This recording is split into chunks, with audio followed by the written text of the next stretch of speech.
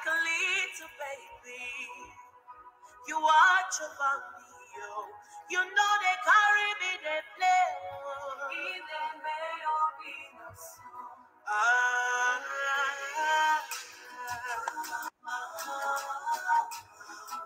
Open us up, in the may open us up.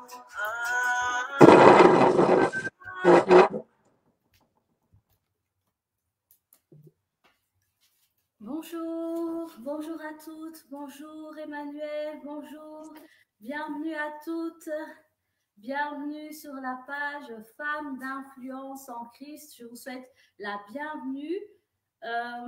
Connectez-vous, installez-vous bien. Ce soir, le Seigneur va nous parler au travers de sa servante.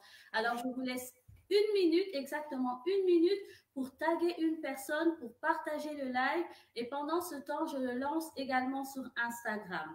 Je vous laisse une minute.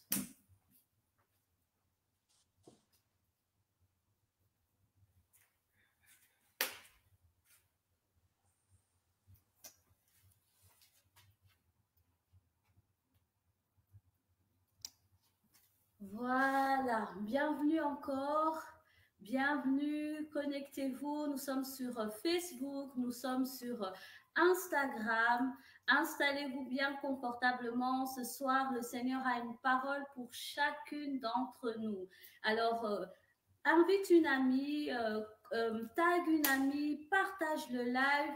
Je suis certaine que le Seigneur te bénira. Pendant que vous vous connectez, je voudrais accueillir bien chaleureusement notre invité de ce soir. Bonsoir Emmanuel. Salut Mélissa, comment tu vas? Je vais bien, par la grâce de Dieu. En tout cas, je vais bien. Et toi-même? Ça va aussi, merci beaucoup. Je suis très contente de t'avoir. Je sais que tu es une femme très occupée. On aura le temps d'en parler quand je vais te présenter. Et je suis déjà très heureuse que tu aies pu trouver du temps dans ton emploi du temps plus que chargé pour venir nous parler de la part du Seigneur. Mais je suis très heureuse en fait, j'étais très contente de l'invitation. Et puis voilà, c'est un honneur de pouvoir partager ce que le Seigneur a déposé sur mon cœur. Et voilà, en espérant qu'il y a des personnes qui vont être touchées, qui vont être bénies. Voilà. Amen.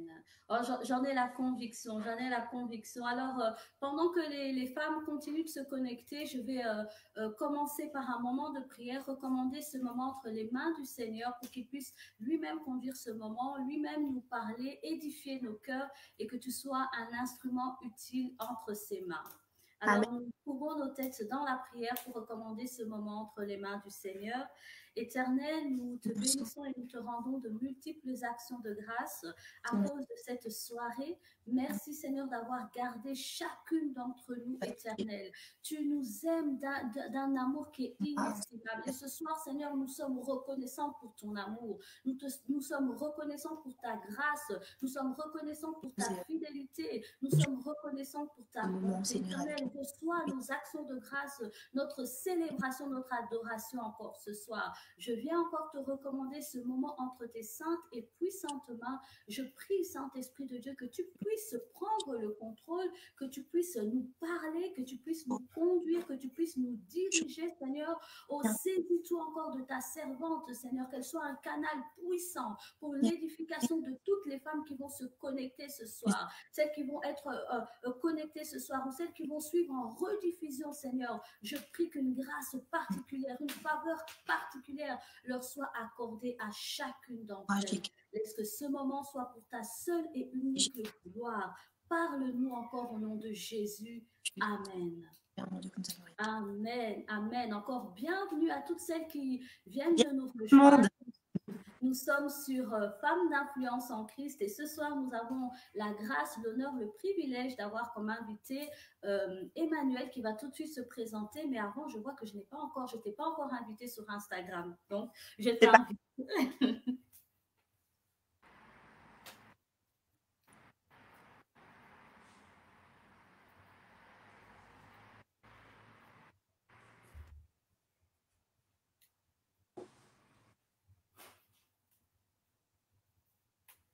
Alors, parfois... En fait, Emmanuel, tu dois rentrer dans le live aussi sur Instagram. Ok. T'inviter. D'accord. Voilà. Voilà, accordez-nous encore quelques instants, le temps qu'on puisse, pour que tous ensemble nous puissions bénéficier de la parole du Seigneur, tant celles qui sont connectées sur Facebook que celles qui sont connectées sur Instagram. Continuez à vous connecter, à taguer des amis, à partager la vidéo, car ce soir nous abordons un thème qui, je pense, est plus que d'actualité. Comment être une femme authentique?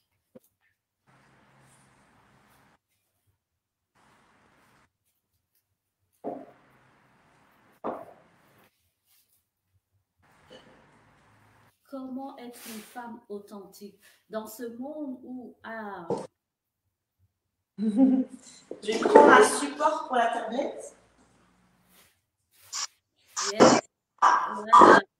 Maintenant, je te vois sur l'écran. Alors. Yes. Je crois qu'il y a un petit... Pour moi, ça va. Je ne sais pas pour les personnes qui sont connectées. Est-ce que pour vous, tout est OK?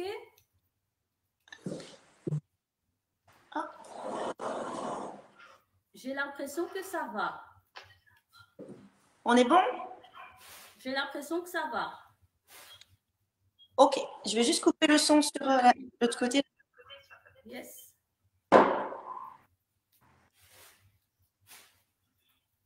Alors, j'arrive pas à te muter complètement.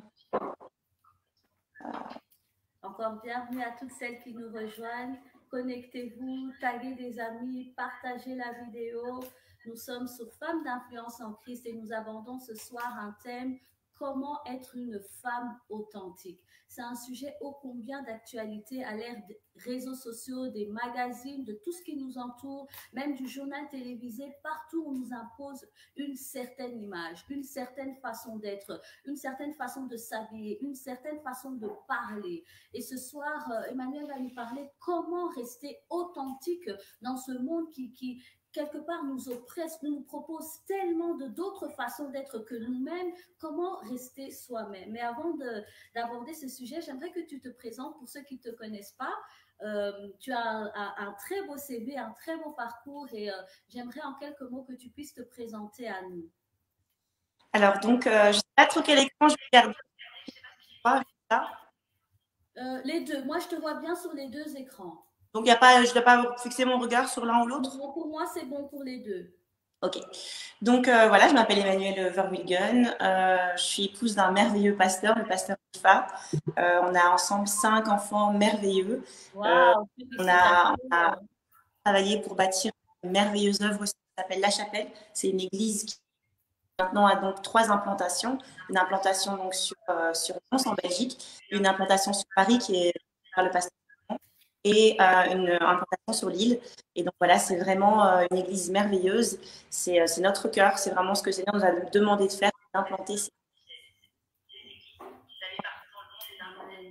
la lumière du monde partout. Et donc voilà, je suis kinésithérapeute de métier, c'est ce que j'exerce à temps plein, j'ai mon propre cabinet. Et donc ça fait déjà pas mal, mais c'est voilà, il y a beaucoup de choses impliquées dans le choses, mais on va dire que c'est le principal.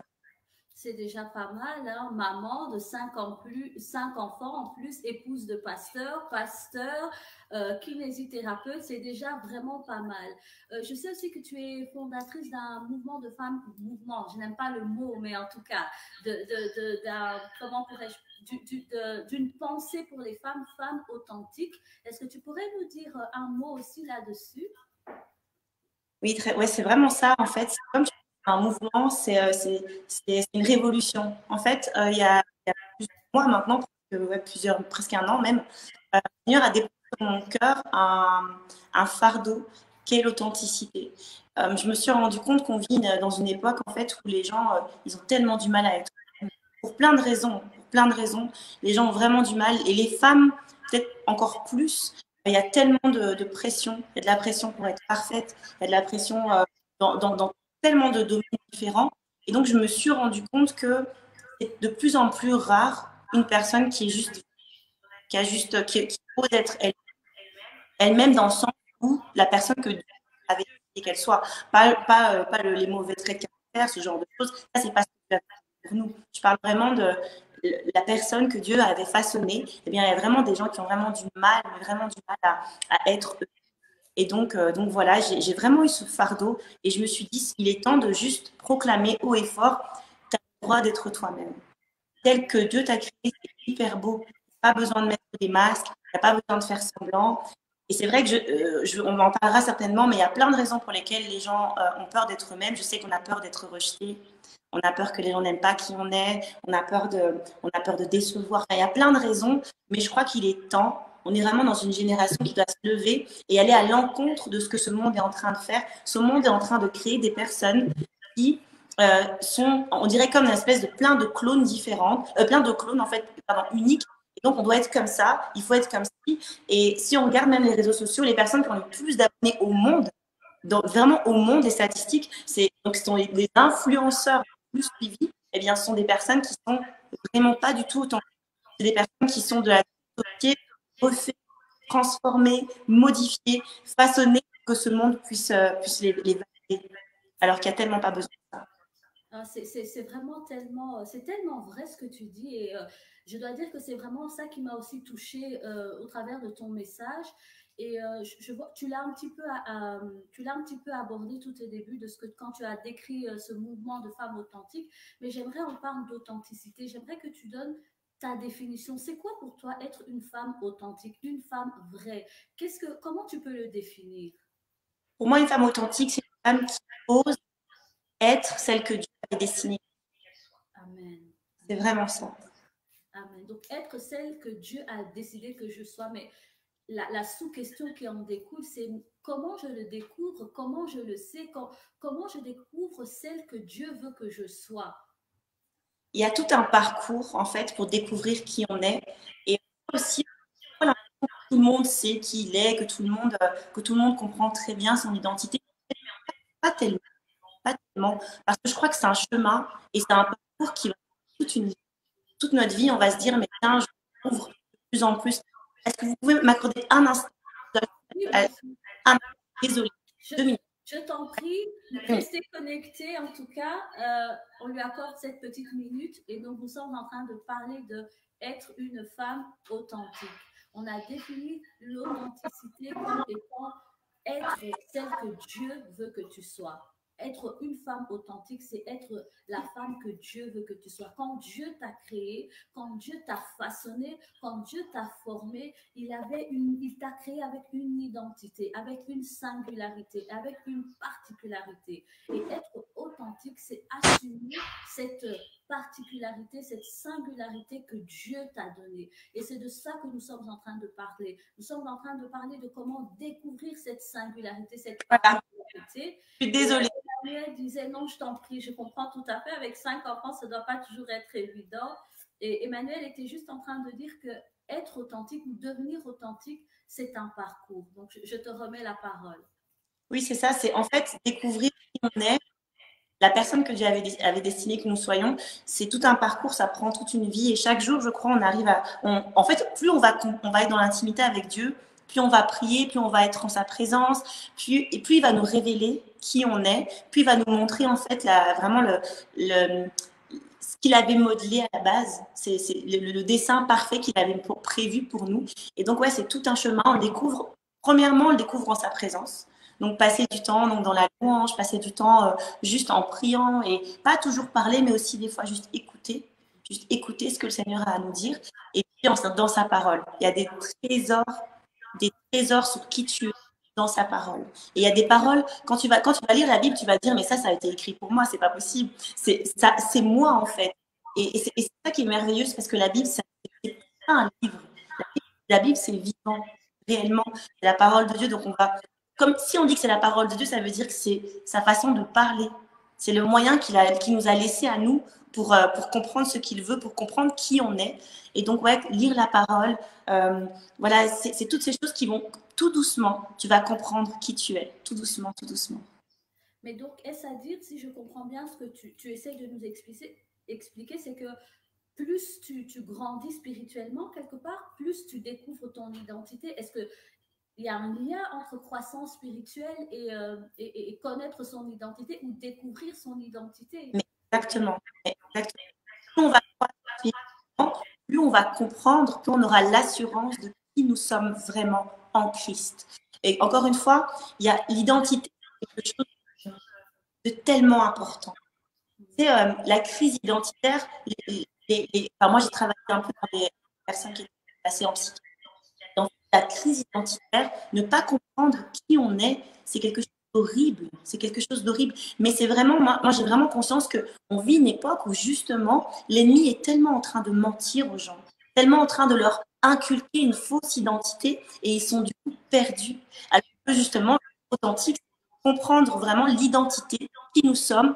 Et alors, il n'y a pas de, contrairement à ce que le monde dit, il n'y a pas du tout une personne, comment dire, un moule, il y a une Emmanuel, il y a une Mélissa, et nos caractères, c'est quelque chose de particulier et de bon aussi. Moi, je le dis souvent parce que les gens pensent que le caractère, ça vient pas de Dieu et qu'il faut pas avoir de caractère. Moi, je pense que le caractère vient de Dieu. Je pense que c'est l'ADN que le Seigneur a donné. Donc, il y a bien sûr un ADN physique.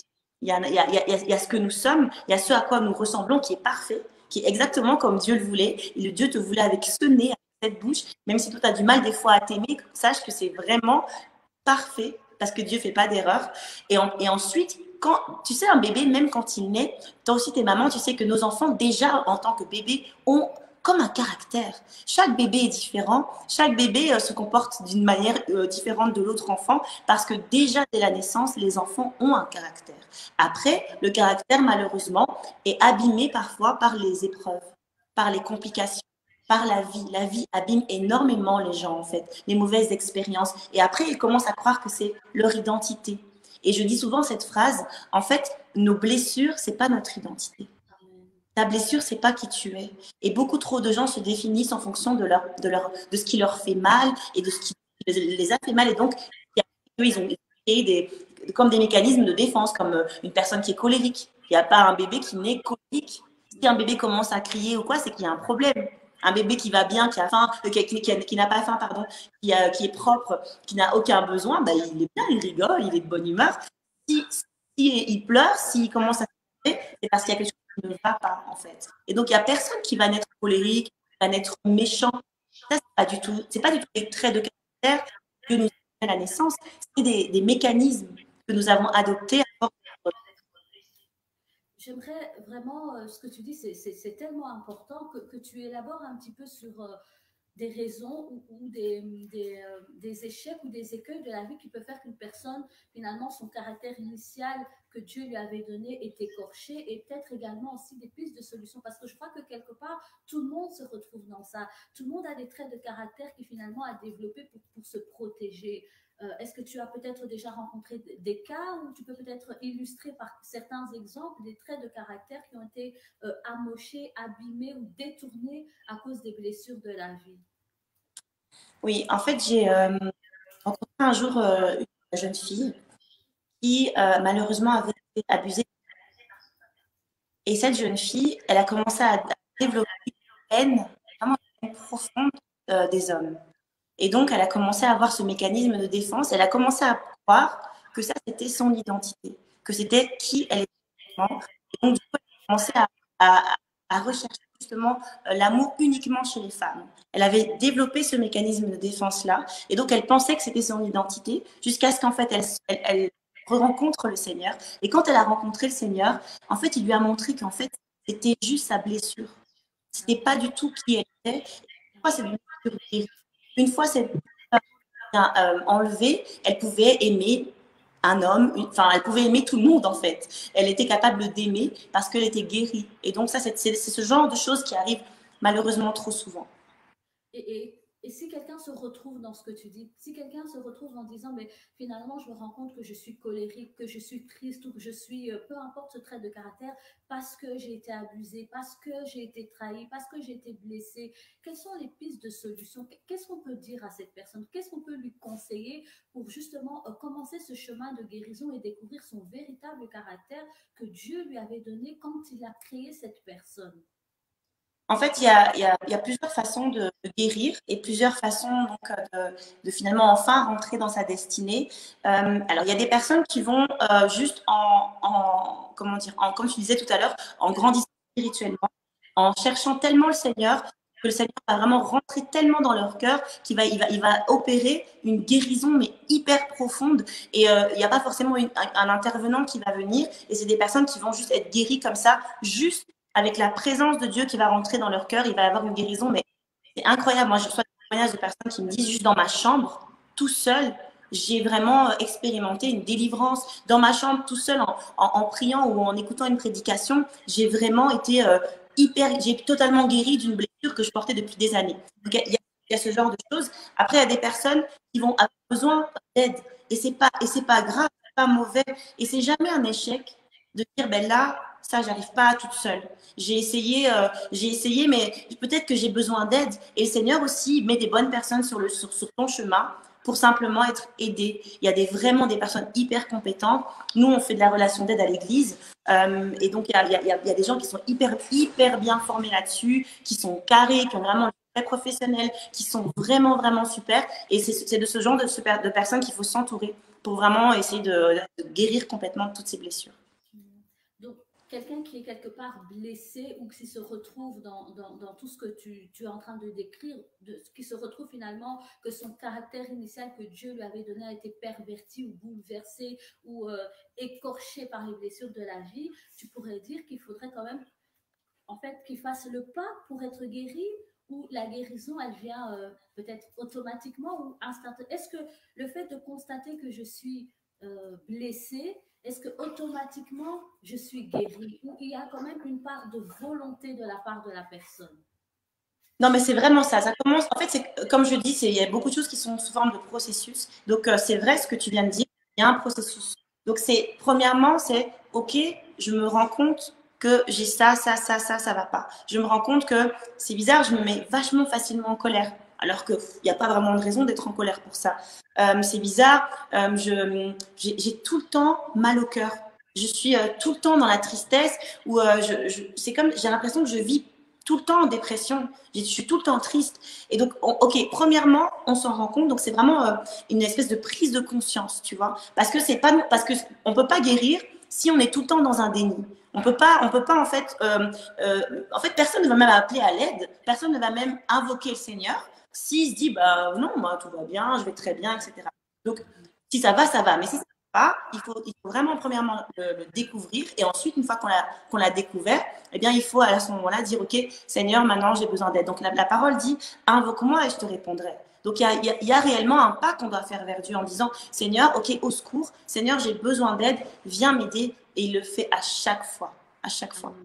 Donc, il y a quand même quelque part une part je sais pas si le mot responsabilité est adéquat, mais en tout cas, la personne qui est blessée, ou la personne qui découvre que son caractère n'est pas conforme à la parole de Dieu, doit quand même faire un pas vers le Seigneur. Il y a quand même une part de nous-mêmes qui doit vouloir sortir de ça, vouloir être guéri, en fait.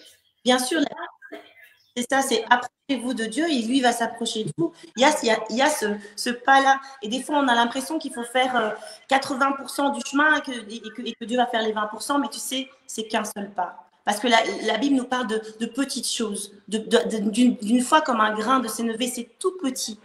Dieu ne te demande pas de faire des choses extraordinaires, juste tu fais un pas, un premier pas vers Dieu, et crois-moi, il va s'approcher de toi. Amen, amen. Donc, voilà, j'aime ce que tu dis, c'est ce petit grain, en fait. C'est pas qu'on est en train de dire que quelqu'un qui veut être guéri doit faire des choses extraordinaires, mais simplement ce petit pas de reconnaître, Seigneur, j'ai besoin de toi, Seigneur, j'ai besoin d'être guéri, Seigneur, j'ai été blessée et j'aimerais découvrir ma véritable identité. J'aimerais juste qu'on revienne par rapport aux traits de caractère qui ont été écorchés ou abîmés par la vie. Comment est-ce qu'on peut savoir, comment on peut découvrir que finalement j'ai cette personnalité, mais comment dirais-je, c'est pas quelque chose de naturel. À quel moment où un trait de caractère, voilà, à quel moment un trait de caractère devient quelque chose d'anormal ou quelque chose qui nécessite prière ou guérison ou suivi? Il y a une ligne rouge, il y a quelque chose qui démarque un trait de caractère sain, entre guillemets, et malsain, j'aime pas le mot, mais tu comprends l'idée. Ouais, en fait, il faut déjà différencier un trait de caractère et puis des erreurs. C'est différent. Une erreur définit pas qui tu es, ne commence pas. Enfin, c'est pas que ça définit pas qui tu es, mais une erreur, c'est pas quelque chose de global dans ta vie. C'est pas parce qu'une fois c'est bête ce que je vais dire, mais c'est parce qu'une fois tu tombes que tu es un tombeur professionnel et que tombe. C'est pas ça. On peut, voilà, ça, premièrement. Après, comment est-ce qu'on voit ce qui est, comme tu dis, normal, mais ce qui est sain, ce qui est bon, de ce qui n'est pas, de ce que Dieu n'avait pas prévu pour ta vie. Encore une fois, je vais vraiment insister. La Bible a toutes les réponses. Vraiment. C'est pas des phrases bateau que je dis, c'est pas des phrases comme ça, clichés. C'est une réalité. La Bible, c'est beaucoup plus qu'un livre. C'est dans la Bible que tu vas trouver les réponses de fait, c'est quoi un bon caractère, c'est comment Dieu a créé l'homme. Eh bien, il y a tous les fruits de l'esprit. Les fruits de l'esprit te montrent très bien, en fait, toute cette patience, toutes ces choses. Et puis, alors, il y a quelque chose qui surpasse tout, c'est vraiment avoir un caractère d'amour. Avoir cette authenticité d'amour. Et l'amour fait qu'en fait, tu vas pas te mettre en colère. En tout cas, pas pour n'importe quoi. Enfin, tu vas pas t'énerver pour un rien. L'amour fait que tu vas faire preuve de patience. L'amour fait que tu vas écouter l'autre. L'amour fait que tu ne seras pas égoïste. Toutes ces choses-là. Donc, le trait de caractère le plus marqué, qui n'est même pas un trait de caractère, qui devient vraiment ton identité, c'est vraiment l'amour. Amen. Donc, je comprends bien, une personne qui a un trait de caractère qui ne sait pas très bien si c'est sain ou pas sain, c'est au travers de la parole de Dieu que la personne va découvrir que ce trait de caractère vient de Dieu ou ne vient pas de Dieu. Quelqu'un qui manifeste la colère va confronter cette colère à la parole de Dieu et c'est au travers de la parole de Dieu qu'il va savoir, ben, tiens, mais c'est pas normal parce que la Bible dit, je crois dans Jacques 1:20, si ma mémoire est bonne, la colère n'accomplit pas la justice de Dieu. Donc c'est véritablement la parole de Dieu qui est le miroir pour chacun de nos traits de caractère et qui nous permet en fait de nous réajuster, de nous aiguiser, de nous perfectionner. Je voudrais aussi qu'on puisse parler de la singularité de chaque caractère. Donc, on a bien compris que Dieu nous a créés avec un caractère qui parfois est abîmé, mais on retrouve le véritable caractère originel au travers de la parole de Dieu.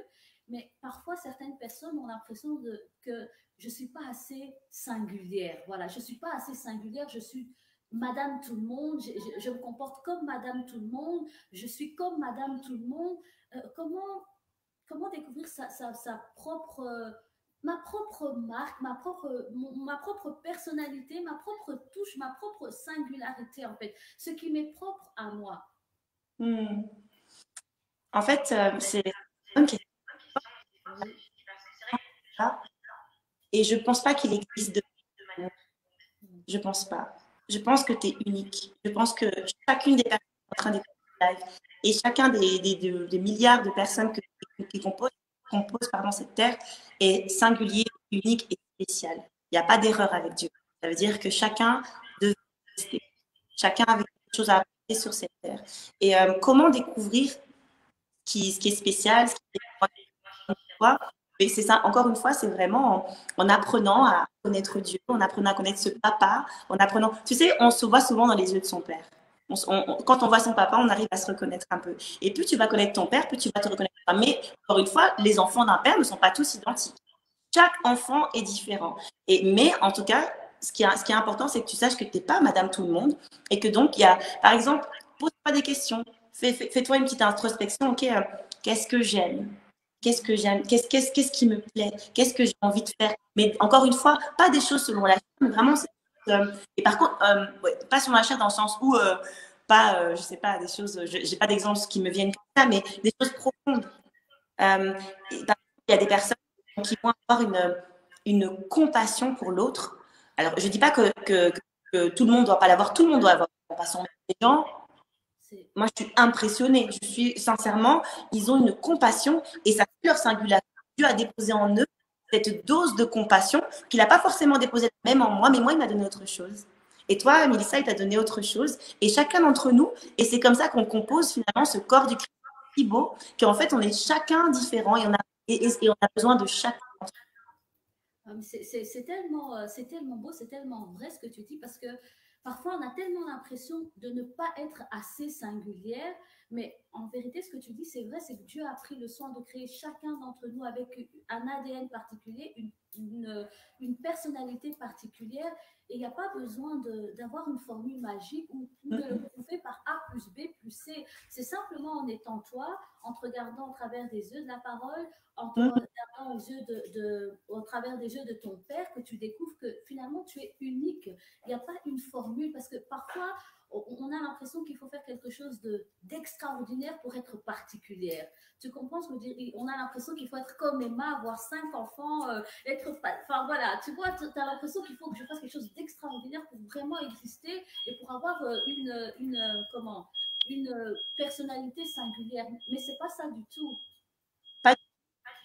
Ça, c'est comme j'ai dit tout à l'heure, il y a personne d'inutile et il n'y a pas de compétition entre les gens. Encore une fois, ça, c'est vraiment un truc, mais tellement que le monde essaye d'imposer aux gens. Et c'est pour ça que les gens veulent enfin, une des raisons pour lesquelles les gens ont tendance à ne pas s'aimer, c'est parce qu'ils croient toujours qu'ils sont en compétition les uns avec les autres et ils pensent toujours que ils doivent, comme tu dis, ah, Emma, elle a 5 enfants, donc c'est ça. En fait, mais pas du tout, en fait, pas du tout. Toi, comme tu es, avec ce que Dieu a déposé en toi, c'est très bien et on a besoin de ça aussi. Et je donne souvent cet exemple d'une vidéo qui m'a bouleversée. Mais vraiment, j'essaierai de vous envoyer le lien. Je peux aimer ça et si tu veux le partager. C'est une vidéo, en fait, on est comme à la fin des temps, hein, il y a le jugement dernier et puis il y a un pasteur qui vient et il est auprès de Dieu et il dit voilà ce que j'ai fait. Il présente en fait ce qu'il a fait, tu vois. Et le Seigneur lui dit, ok, c'est bien, mais en fait, moi, je t'avais destiné à devenir, je sais plus, je pense que c'était comptable. Et il dit, mais comptable, mais Seigneur, non, j'étais pasteur. Et Dieu lui dit, ok, c'est bien ce que tu as fait, mais si tu m'avais écouté, si tu avais fait ma voix, si tu avais trouvé ton identité en moi, tu aurais compris que c'est en étant comptable que tu allais toucher, et puis il a dit un nombre, par exemple, 1 million d'âmes, tu vois. Et qu'en tant que pasteur, gloire à Dieu, il avait touché 3000 âmes, gloire à Dieu. Mais s'il avait été rentré dans cette destinée avec Dieu, il aurait touché les milliards d'âmes ou le million d'âmes. Et puis il y a une maman, une mère au foyer qui vient, en se disant, mon Dieu, qu'est-ce que je vais dire à Dieu là? Et elle dit à Dieu, franchement, moi, je n'ai rien fait du tout. J'ai juste élevé 3 enfants. Tu vois, elle est même honteuse de présenter juste les enfants. Et là, Dieu lui dit, bonne et fidèle servante. Parce qu'en fait, ces 3 enfants, la façon dont tu les as élevés, ça a impacté. Et puis, on montre un chiffre, on montre 10 millions d'âmes, tu vois. Et donc, toi, peut-être que là où tu es, tu te dis, tu es inutile, mais pas du tout. Peut-être que tu te dis, je suis femme au foyer et je sers à rien, mais tu ne sers pas du tout à rien. Si Dieu t'a destiné à être femme au foyer, à prendre soin de ton foyer, à prendre soin de ta famille de cette façon-là, c'est parce qu'au travers de ça, il y a des âmes qui vont être impactées, il y a des gens qui vont être touchés, et donc c'est parfait. Donc il n'y a pas de compétition, il n'y a pas c'est comme ça qu'il faut être, ou c'est comme ci qu'il faut être. Il faut être ce que Dieu a destiné que tu sois. Amen. C'est vraiment, je pense avoir vu cette vidéo et c'est vrai que c'est très interpellant parce que, comme tu dis, en fait, on est envoyé par Dieu sur cette terre pour accomplir une mission. Et si toi, tu estimes que la mission de X, Y est meilleure que la tienne, mais tu veux copier l'autre mission, tu passes à côté. De la tienne. Tu passes exactement à côté. Donc, d'où encore une fois l'important, je reviens sur ce que tu as dit, c'est de connaître la parole de Dieu, se regarder au travers des yeux de la parole, connaître pourquoi tu es venu. Plus tu vas grandir spirituellement et moins tu as de risques quelque part de passer à côté de ta destinée. Mais en tout cas, c'est vrai que c'est une vidéo que j'ai vue qui était très, c'est vrai qui est très interpellante. Je voudrais aussi qu'on parle, tu l'as un petit peu évoqué de la compétition, parce que finalement, ici on est sur une plateforme qui est principalement destinée aux femmes, c'est quand même un mal qui touche plus particulièrement les femmes, je ne sais pas si je peux oser le dire publiquement, mais je vais quand même le dire, qui touche quand même plus particulièrement les femmes que les hommes. Qu'est-ce qu'on peut dire par rapport à ça? Pourquoi est-ce que, comment dirais-je, qu'est-ce qu'on peut dire à une femme qui a l'habitude de se comparer à une autre femme pour avoir l'impression d'exister ou d'être singulière ou d'être aimée? Je sais qu'on a déjà donné des éléments de réponse, on va peut-être un petit peu se répéter, mais j'essaie en fait de balayer toutes les questions qui sont un petit peu dans les têtes des personnes qui nous suivent pour que chacun puisse trouver réponse à sa question en fait. Oui, en fait, cette sensation de en compétition c'est parce que tu regardes vraiment trop l'autre. Tu regardes trop, pas de la bonne façon. Tu dois tout le temps être tourné vers l'autre pour savoir comment on peut l'aider, pour savoir comment on doit l'aimer, pour savoir comment cette personne, comment on peut être utile à cette personne. Ça, c'est le regard que tu dois avoir sur en fait. C'est comment je peux te servir. Parce que c'est ce que tu es. En fait, il faut vraiment revenir à on est des moi, je suis servante. J'ai vraiment pas honte de dire ça. C'est beau, c'est pas mauvais de dire, c'est pas dégradant de dire qu'on est des serviteurs. Moi, c'est ce que je pense. Mon regard par rapport à l'autre, c'est ça.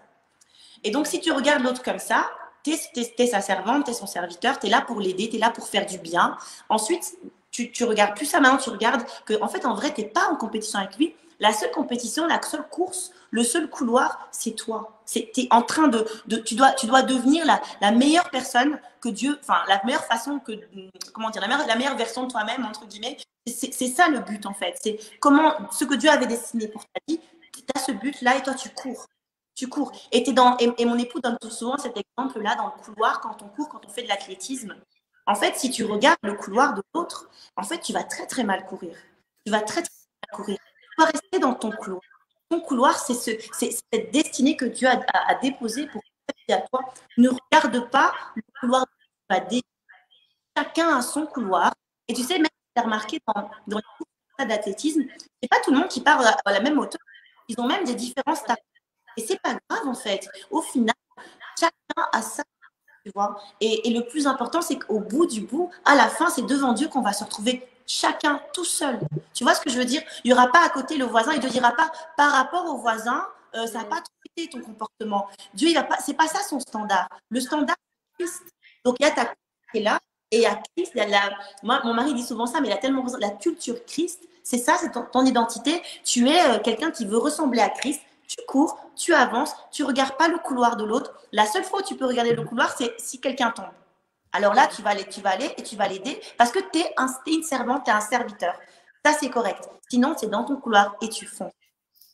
C'est un très bel exemple, cet exemple du couloir, et qui illustre très bien et qui vient vraiment comme casser cette mentalité de compétition, parce que finalement, elle n'a pas lieu d'être, parce que finalement, comme tu dis, on est chacun dans notre couloir, focalisé dans son couloir, et la seule fois, comme tu dis, où on peut éventuellement détourner les regards, c'est pour aider ou pour soutenir un frère ou une sœur qui aurait trébuché. Alors, on va tout doucement vers la fin de ce live, mais avant de prendre le temps, si tu as encore quelques minutes pour nous, pour prier pour toutes les personnes qui sont connectées et qui pourront suivre plus tard, je voudrais qu'on termine un peu sur ce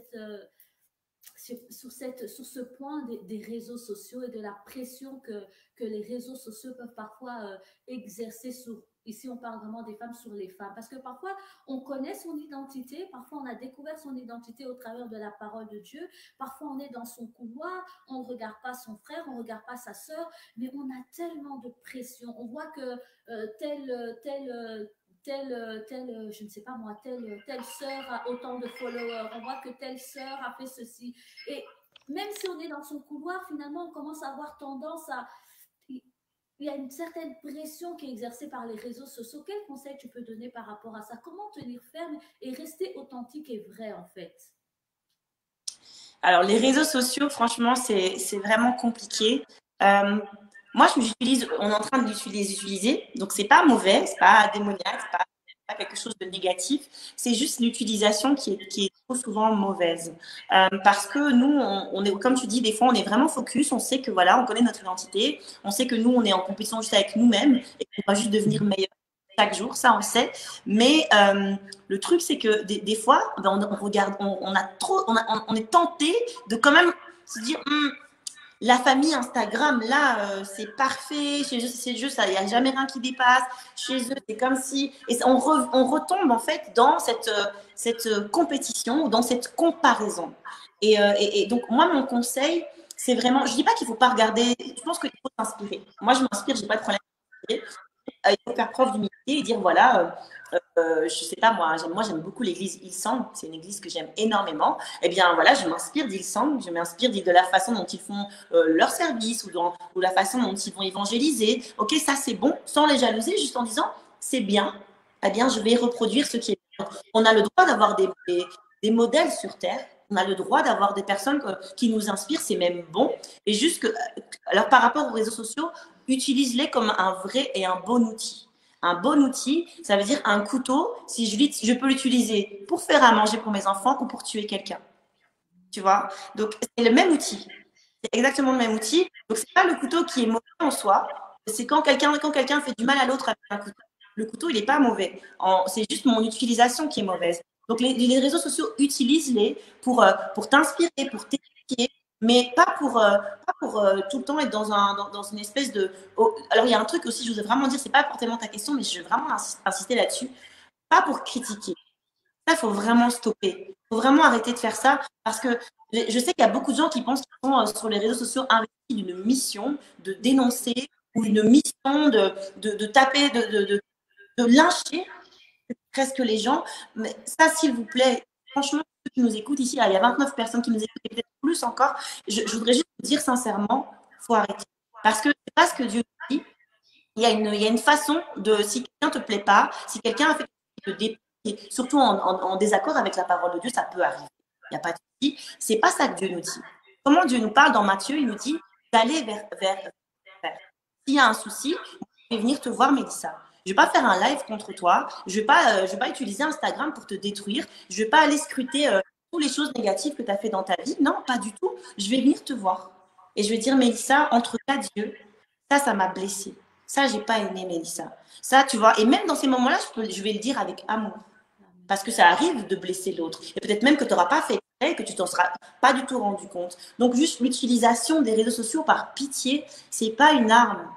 C'est pas une arme du tout. C'est un outil qu'on utilise pour propager la bonne nouvelle. L'évangile, c'est une bonne nouvelle. C'est pas une mauvaise nouvelle. Hein. C'est une bonne nouvelle. C'est l'amour, c'est la bienveillance, c'est la tolérance, c'est toutes ces choses-là. Là, c'est pas dénoncer. Faut arrêter de croire que c'est ça l'évangile. Je sais qu'il y a plein de gens qui vont avoir plein de versets pour dire que il y a telle ou telle personne qui dénonçait, mais crois-moi que la résolution de conflit, c'est dans Matthieu qu'on nous en parle et on dit va et trouve ton frère. Va et va lui parler d'abord, tu vois. C'est pas va dénoncer sur les réseaux sociaux. Mais c'est vraiment important. Hein. Je vais rebondir dessus vraiment pour terminer et passer à la prière, mais parce que je trouve que ce point de réseaux sociaux, en parlant d'identité, d'authenticité, ça exerce tellement de pression sur les femmes, sur les couples, parfois même sur les familles, qu'il faut être vraiment au clair avec ça. Que les réseaux sociaux, tu dois l'utiliser comme un outil, comme Emma l'a dit, c'est quelque chose de neutre. Tant que tu l'utilises pour ton édification, tant que ça t'inspire, tu suis une famille ça t'inspire, ça te booste, ça te motive à aller de l'avant, il n'y a pas de souci. Mais à partir du moment où tu l'utilises comme une arme, à partir du moment où ça devient comme règlement de compte, à partir du moment où tu sens que quand tu te connectes, tu sens que tu n'es plus bien, tu deviens dépressif, tu deviens jaloux, envieuse, alors ça n'a plus son utilité. Les réseaux sociaux sont un outil que Dieu a mis à notre disposition, mais à nous d'avoir la sagesse de pouvoir les utiliser correctement. C'est vraiment un outil à notre disposition que nous devons utiliser avec sagesse. Donc, je dirais, pour rebondir vraiment sur ce que Emma a dit, utilise-le pour ton édification, utilise-le pour te booster, mais pas comme une arme. C'est tellement vrai.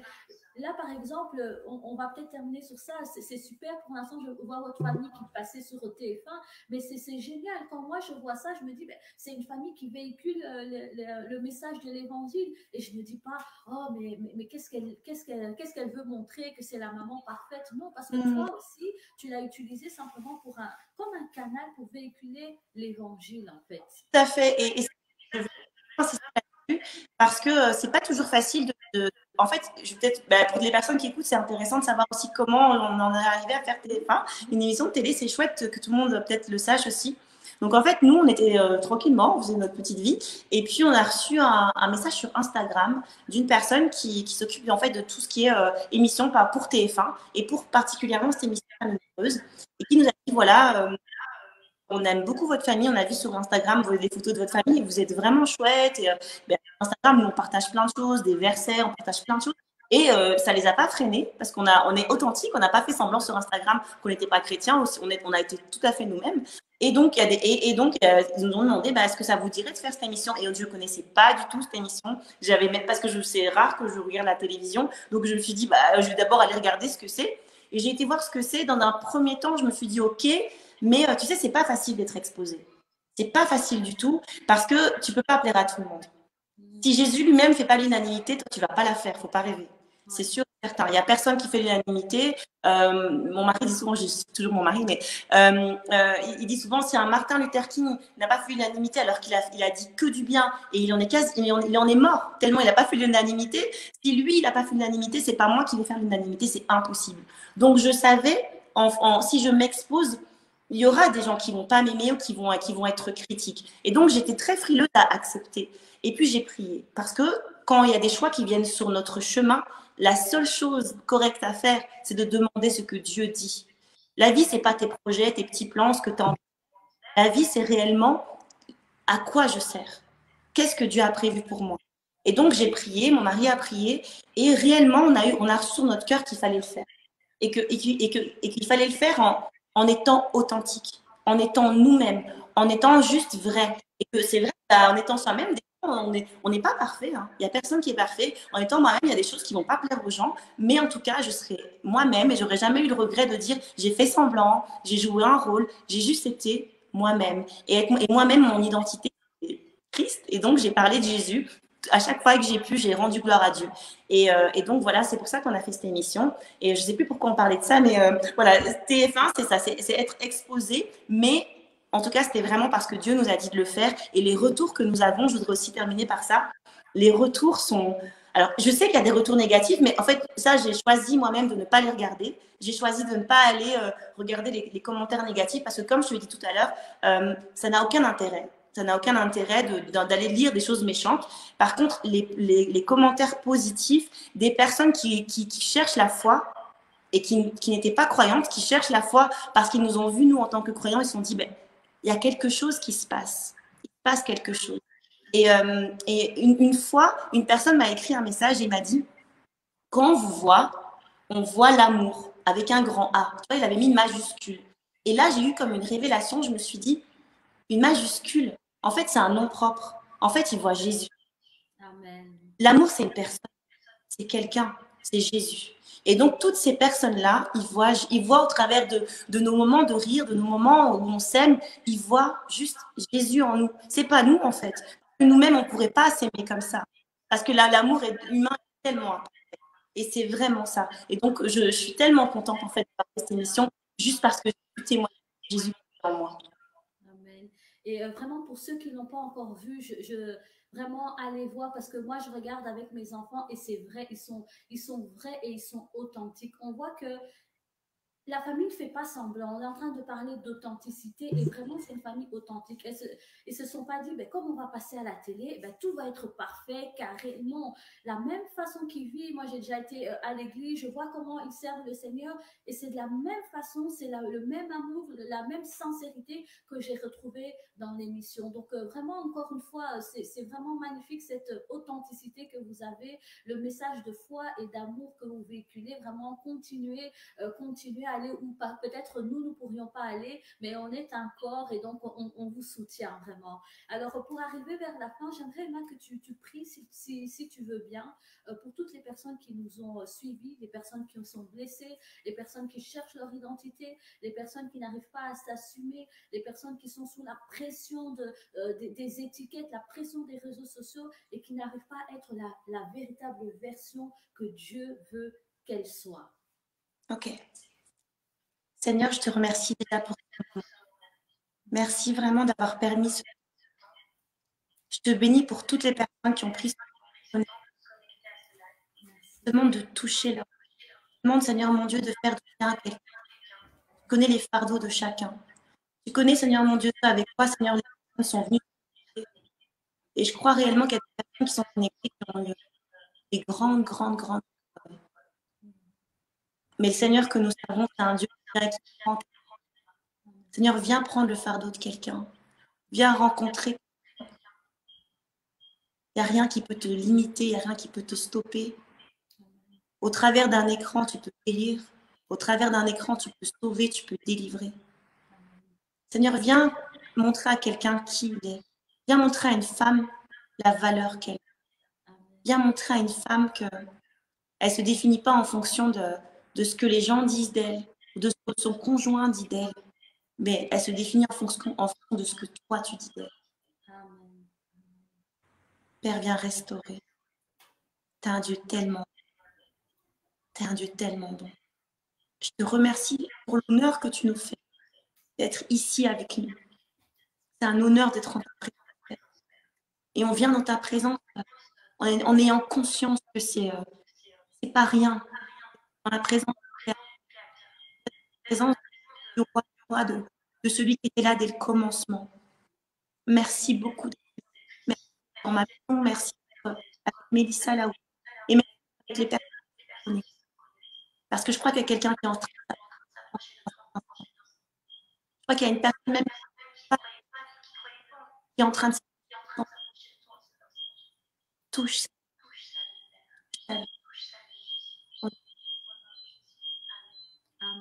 amen. Merci pour cette belle prière et je crois véritablement qu'au travers de cette prière, il y a une femme qui est fortifiée, une femme qui comprend véritablement sa valeur, qui comprend son identité et sa personnalité. Alors avant de couper, il nous reste que quelques minutes avant que le live coupe. Emma, est-ce que tu peux parler de ce beau projet que vous avez par rapport au château? Comme ça, les personnes qui sont intéressées ou qui voudraient peut-être participer peuvent éventuellement se joindre à la cause.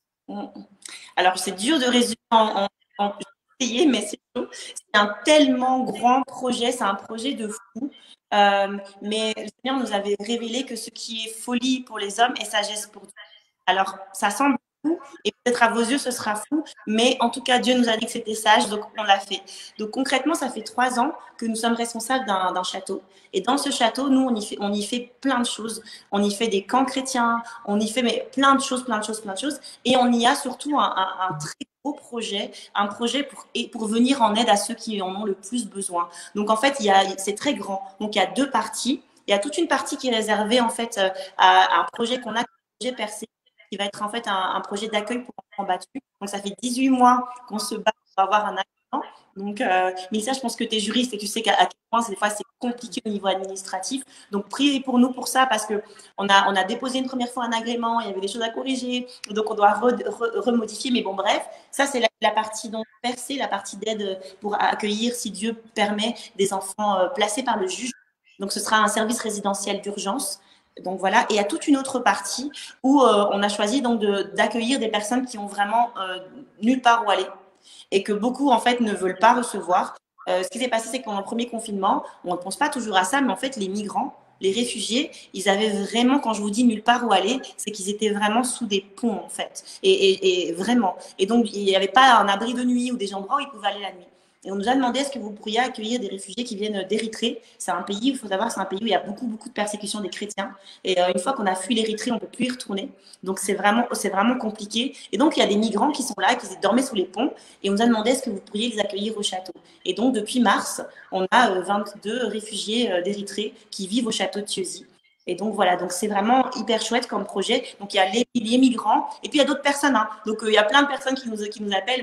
J'ai ce problème-là, on prie et si Dieu nous dit OK, eh bien on l'accueille au château.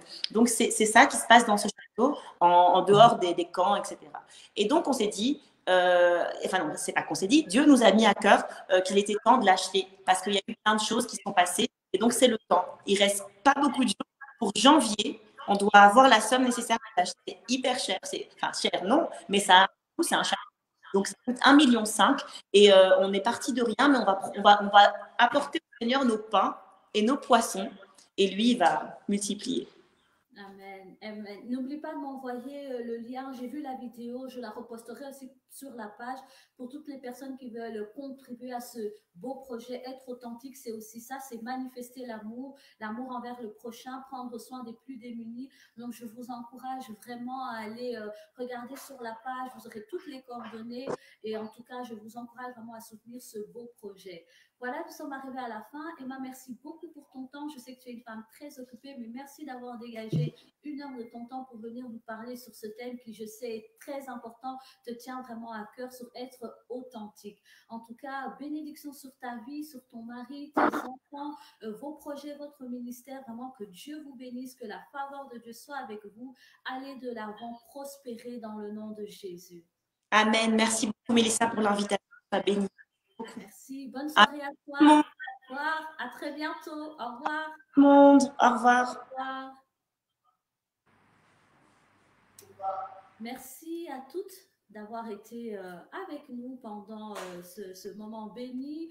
En tout cas, je crois vraiment que chacune d'entre nous a pu recevoir sa part. Nous comprenons que nous sommes uniques, singulières, particulières et que nous devons courir dans notre propre couloir, les yeux fixés sur Christ. Notre seule compétition, c'est avec nous-mêmes. Que Dieu vous bénisse richement. Passez une bonne soirée et on se revoit bientôt pour un nouveau programme où le Seigneur parlera encore à nos cœurs. Une bonne soirée à toutes et que Dieu vous bénisse. Au revoir. Au revoir.